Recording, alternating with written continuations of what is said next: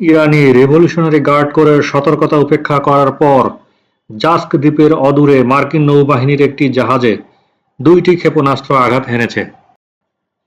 গত সোমবার ইরানের সংবাদ সংস্থা ফার্স নিউজ স্থানীয় সূত্রের বরাত দিয়ে এই কথা জানিয়েছে। এর আগে ইরানের Islamic Revolutionary Guard Corps IRGC Hormuz প্রণালীতে মার্কিন উপস্থিতি নিয়ে সতর্ক বার্তা দিয়েছিল। সেই সতর্কতা উপেক্ষা করেই যুক্তরাষ্ট্রের নৌবহর সেখানে অগ্রসর হলে পরিস্থিতি আরও উত্তপ্ত হয়ে ওঠে। এদিকে মার্কিন প্রেসিডেন্ট ডোনাল্ড ট্রাম্প সম্প্রতি ঘোষণা দেন প্রজেক্ট ফ্রিডম নামে একটি সামরিক অভিযান শুরু করা হবে অতি শীঘ্রই। এই অভিযানের লক্ষ্য হিসেবে হরমুজ প্রণালীতে আটকে পড়া জাহাজগুলোকে নিরাপদে বের করে আনার কথা বলা হয়। অন্যদিকে ইরানের তাসনিম নিউজ এজেন্সি দাবি করেছে দেশটির সামরিক বাহিনী হরমুজ প্রণালীতে মার্কিন নৌবাহিনীর জাহাজ প্রবেশে বাধা দিয়েছে। ঘটনাটি এমন এক সময়ে ঘটল যখন মধ্যপ্রাচ্যে সামরিক উত্তেজনা ক্রমেই বৃদ্ধি পাচ্ছে।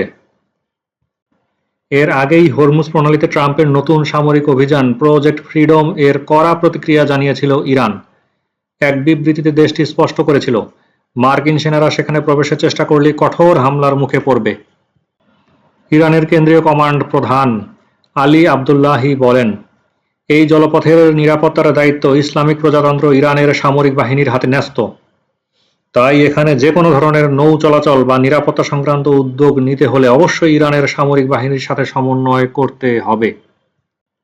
একই সাথে কঠোর সতর্কবার্তাও দেওয়া হয়েছিল। ইরান জানিয়েছিল কোনো বিদেশি সেনাবাহিনী, বিশেষ করে মার্কিন বাহিনী, যদি হরমুজ প্রণালীর দিকে অগ্রসর হয় বা প্রবেশের চেষ্টা করে তাহলে তাদের লক্ষ্য করে সরাসরি হামলা চালানো হবে। যুক্তরাষ্ট্রের সেন্ট্রাল কমান্ড সেন্টকম জানিয়েছিল এই উদ্যোগ অর্থাৎ প্রজেক্ট ফ্রিডম বাস্তবায়নে তারা সক্রিয়ভাবে অংশ নেবে। আর পরিকল্পনার অংশ হিসেবে প্রায় 15,000 সেনা মোতায়েনের কথা বলা হয়েছিল।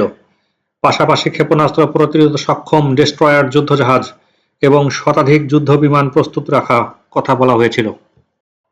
প্রেসিডেন্ট ট্রাম্প জানিয়েছিলেন যেসব দেশ বর্তমান সংঘাতের সাথে সরাসরি সংযুক্ত নয় তাদের জাহাজগুলো দীর্ঘ সময় ধরে ওই নৌপথে আটকা পড়ে আছে। জাহাজগুলোতে ইতোমধ্যে তীব্র খাদ্য সংকট দেখা দিয়েছে। এই মানবিক সংকট মোকাবিলায় এবং আন্তর্জাতিক বাণিজ্য সচল রাখতে প্রজেক্ট ফ্রিডম একটি সময়োপযোগী পদক্ষেপ বলে তিনি দাবি করেছিলেন। মার্কিন সামরিক বাহিনীর সেন্ট্রাল কমান্ড সেন্টকম এই অভিযানে পূর্ণ সহায়তার ঘোষণা দিয়েছিল।